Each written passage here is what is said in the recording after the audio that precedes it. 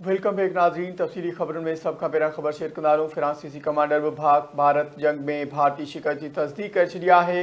खराबी राफेल जहाज में न पर उनके उड़ाईंदड़ भारतीय पायलट्स में हुई। फ्रांसीसी कमांडर जो ये चोना है जंग दौरान भारत जा 140 जहाज उड़ामी रहा हुआ। जहाज के निशानो बनाना आसान हो।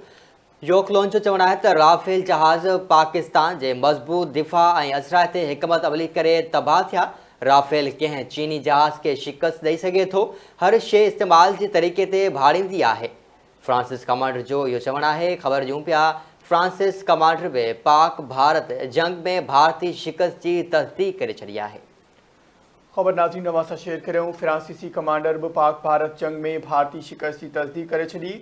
खराबी राफेल जहाज में न पर उनके उड़ाईंदड़ भारतीय पायलट्स में हुई। फ्रांसीसी कमांडर जो चवना है तो जंग दौरान भारत जा 140 जहाज उड़ामी रहा हुआ। जहाज के निशानों बनाइण आसान हो। योकलोन जो चवना है कि राफेल जहाज पाकिस्तान की मजबूत दिफा आई असरायती हिकमत अमली करे तबाह थिया।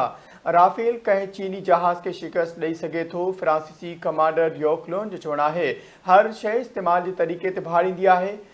खबर एक बिरबियर नाज़रीन नवां सां शेयर कंदो। फ्रांसीसी कमांडर पाक भारत जंग में भारतीय शिकस्त की तस्दीक करे छड़ी है।